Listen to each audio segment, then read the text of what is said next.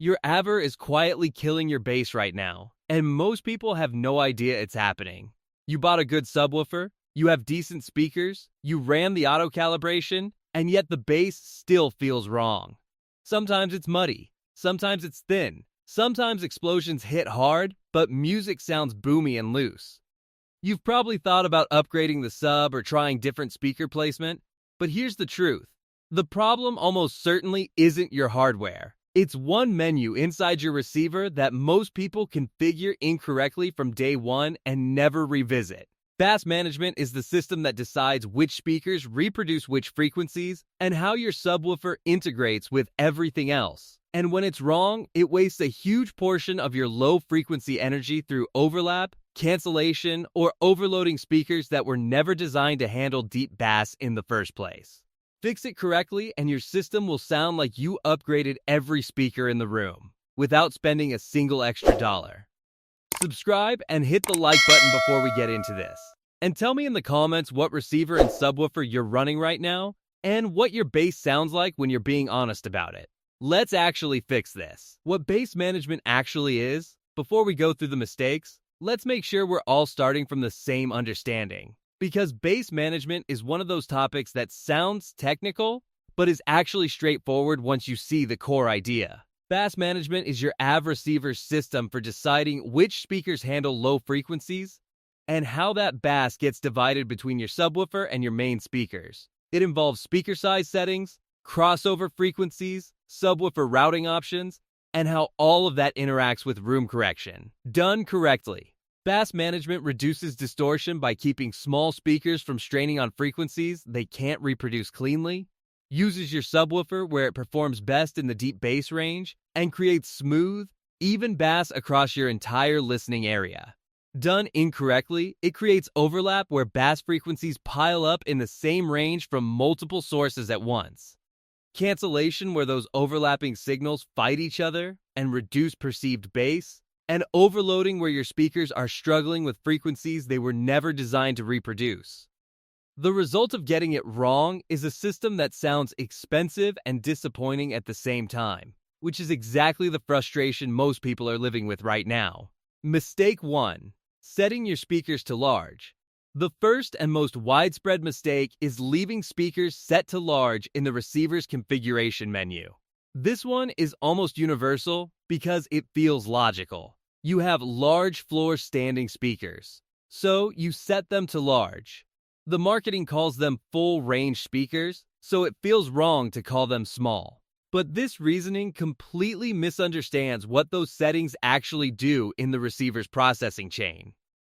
Large doesn't mean the speaker sounds big or powerful. Large tells your receiver to send the speaker a full range audio signal that includes all the bass frequencies, down to the lowest content in the mix. Small tells the receiver to filter out bass below your crossover frequency and redirect that bass to the subwoofer instead. The question isn't about speaker size at all. It's about which device in your system is best equipped to reproduce deep bass cleanly, at real listening volumes, in your actual room. And the answer to that question is almost always the subwoofer, not the floor-standing speakers, even the expensive ones. Here's why. Manufacturers publish frequency response specs for their speakers based on measurements in anechoic chambers at low volume levels.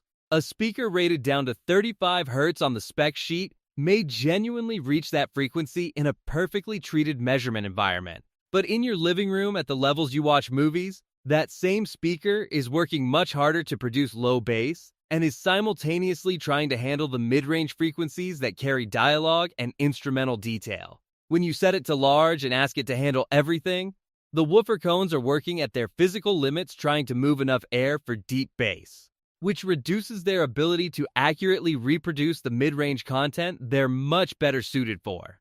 The result is that bass becomes muddy and the mid-range becomes compressed and less detailed, which makes the entire system sound less clear and less controlled. The other problem with large is what happens when you also have a subwoofer in the system. The subwoofer is still playing the LFE channel and often some additional bass content regardless of your speaker size setting. So you end up with overlapping bass. The frequency range below your speaker's natural roll-off is being handled by both the speakers and the subwoofer simultaneously.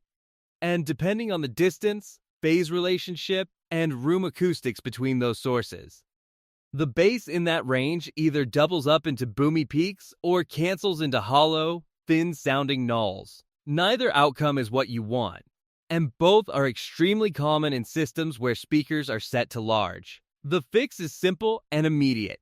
Go into your receiver's speaker configuration menu and set every speaker to small, every one of them, including your floor-standing towers. Small is not an insult to your speakers. Small is the setting that allows your speakers to perform at their best in the frequency range they actually excel at, while handing the deep bass work to the subwoofer that was purpose-built for it.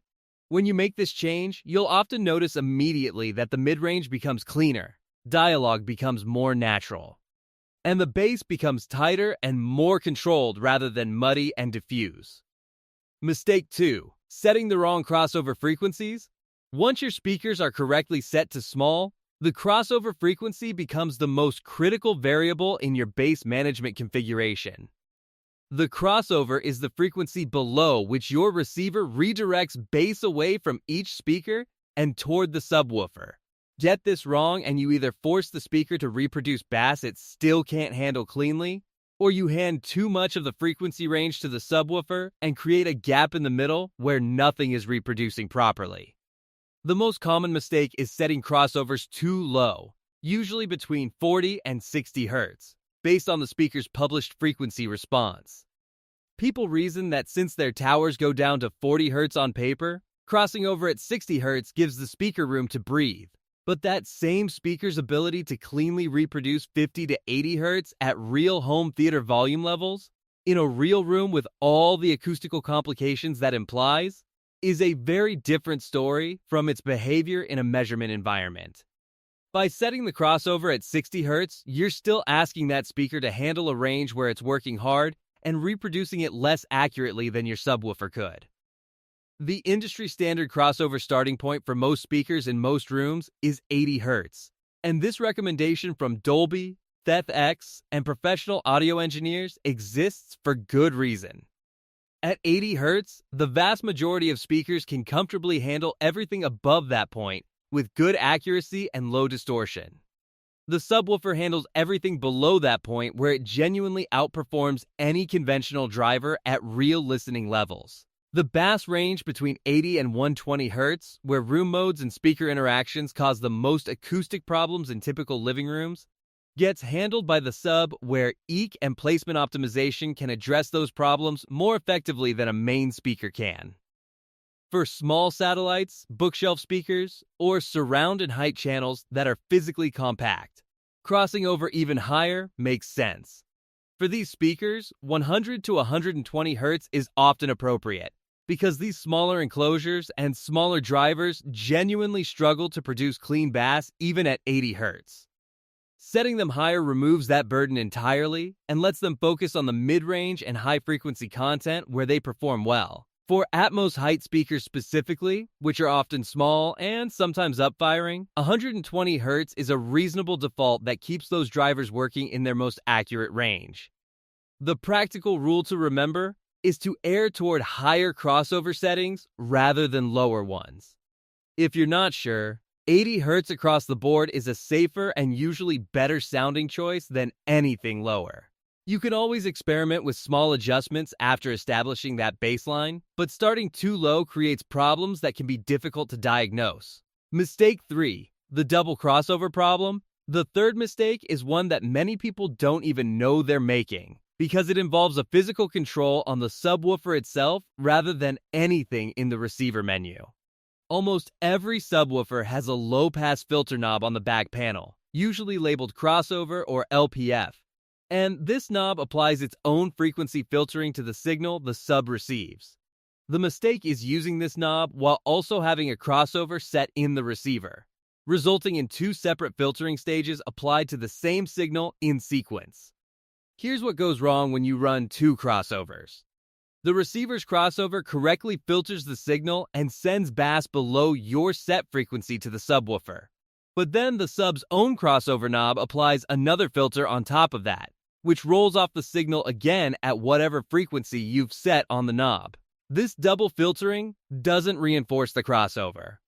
It actually cuts into the bass you want the sub to reproduce by applying an additional roll-off on top of the receivers. The phase relationship around the crossover frequency becomes messy because two filters with slightly different characteristics are now interacting, which creates cancellation in exactly the frequency range where you most need clean, coherent bass. The result is mid-bass that sounds thin and hollow, with a noticeable gap around the crossover frequency where neither the speakers nor the sub are producing properly. The fix is to make the receiver the sole controller of bass management and take the subwoofer's own crossover out of the equation. Most modern subwoofers have either an LFE input mode or a bypass setting that disables the sub's internal crossover when you're using LFE input from a receiver. Use that input and that mode. If your sub doesn't have a dedicated bypass, simply turn the crossover knob on the subwoofer to its maximum setting, usually 150 to 200 Hz, so that the sub's filter is set so high it has no practical effect on the frequency range your receiver is already managing. Once the sub's crossover is effectively out of play, your receiver handles all the filtering decisions alone, and the bass integration becomes cleaner and more coherent immediately. Mistake 4. Wrong bass routing and LFE+Main. The fourth mistake lives in the bass routing section of your receiver's menu and involves a setting that often has confusing and brand-specific labeling. The mistake is enabling a mode where bass is simultaneously sent to both the subwoofer and the main speakers, often labeled LFE+Main, bass to sub and mains, or a similar phrase that sounds like it should produce more bass. People enable this setting because they reason that more bass sources must mean more bass. And in a very narrow sense, that's technically true. You do get more bass signal distributed to more drivers. But what actually happens in practice is less pleasant than that reasoning suggests. The bass from your main speakers and the bass from your subwoofer are both reproducing the same frequencies. And the interaction between those sources in your room creates a pattern of peaks and nulls that depends on the relative distances and phase relationships between all those drivers. Some listening positions will have too much bass. Others will have a strange hollow quality where the frequencies are partially canceling. Dialogue can take on a chesty, resonant quality from bass energy that's building up unevenly in the room. The bass response becomes inconsistent and harder to predict or optimize. The correct setting for most setups is to route bass exclusively to the subwoofer, not to both the sub and the main simultaneously. This is often labeled alpha only, subwoofer only, or simply sub yes with no additional main speaker routing. This configuration gives the subwoofer the bass and lets it do that job alone, while your main speakers focus on the mid-range and high-frequency content they're set up to handle. The bass becomes more controlled, more consistent across different listening positions, and easier to integrate and tune because there's only one source producing it rather than multiple sources interfering with each other. Mistake 5. Ignoring subwoofer level and phase. The fifth mistake is assuming that the auto calibration handled subwoofer level and phase correctly and that manual verification is unnecessary. This is where a lot of people end up with bass that's technically functional but not actually integrated well with the rest of the system. Level and phase are the two variables that determine whether your subwoofer feels like part of the same sound field as your other speakers or feels like a separate bass device operating in the same room. Phase is the more impactful of the two. When your subwoofer and your main speakers are both reproducing frequencies around the crossover point. The timing relationship between their output determines whether those frequencies add together or subtract from each other. Perfect phase alignment means the bass energy from both sources arrives at your ears at the same moment and adds together for maximum impact and a smooth transition. Poor phase alignment means they partially cancel each other, creating a thin, hollow quality around the crossover frequency that's often mistaken for a weak subwoofer. The simplest way to check phase is to use the physical phase switch on your subwoofer, toggle between 0 degrees and a 180 degrees while playing music or film content with moderate bass content, and listen for which position sounds fuller, tighter, and more coherent rather than thinner or more hollow. That's the correct setting for your room. Level is where people often overcompensate after running auto calibration. The calibration gives you a baseline sub-level, and if the bass feels a bit light, the natural response is to push the sub-trim in the receiver up by 5 or 10 decibels. But a large boost like that usually means either the sub's physical gain knob is set too low for the receiver to calibrate properly, or the overall system level needs reassessment rather than just a large sub boost. A more controlled approach is to start with the sub's gain knob at a moderate position, run the calibration, and then apply only small manual adjustments of 2 to 3 decibels to the sub trim in the receiver based on your actual listening preference. The goal is bass that feels like a natural extension of your speakers rather than a separate bass element that you can identify as the subwoofer. When the integration is working correctly, you stop noticing the subwoofer specifically and simply experience bass as part of the whole sound field. Mistake 6, over-trusting auto room correction. The sixth and final mistake is treating auto room correction as a complete solution to bass management rather than a finishing step that works on top of correct fundamental configuration. Auto correction systems like Odyssey, Yapao, and Dirac are genuinely powerful tools, but they produce their best results when the physical setup and speaker configuration are already correct. They amplify your decisions rather than correcting for wrong ones. When you run room correction with speakers incorrectly set to large and crossovers in wrong positions, the correction system measures a flawed baseline and applies EC8 designed to optimize that flawed baseline.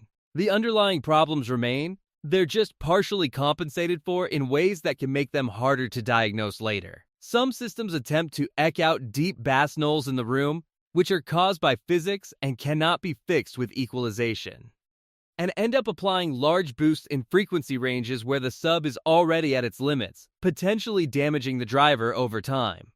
The correct approach is to treat room correction like cruise control on a well-maintained car.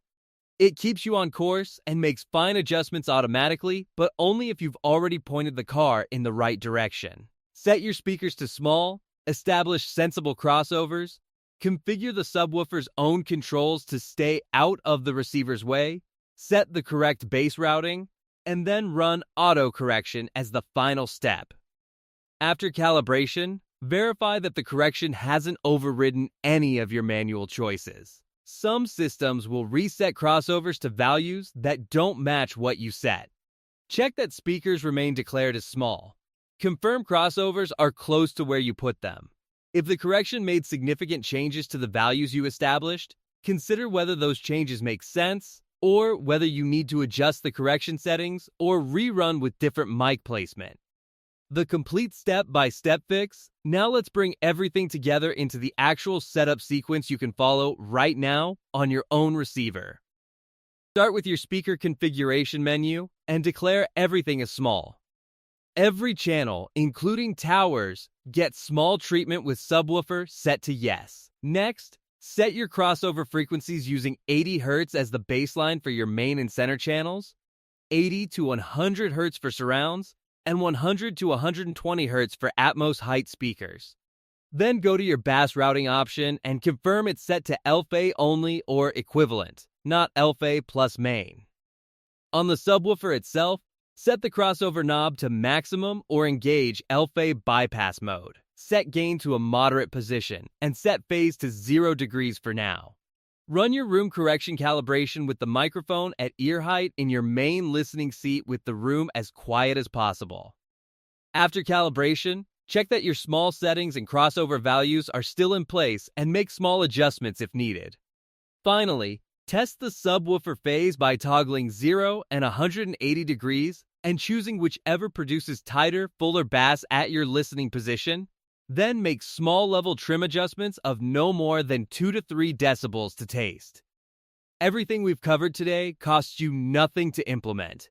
No new hardware, no new cables, no room treatment.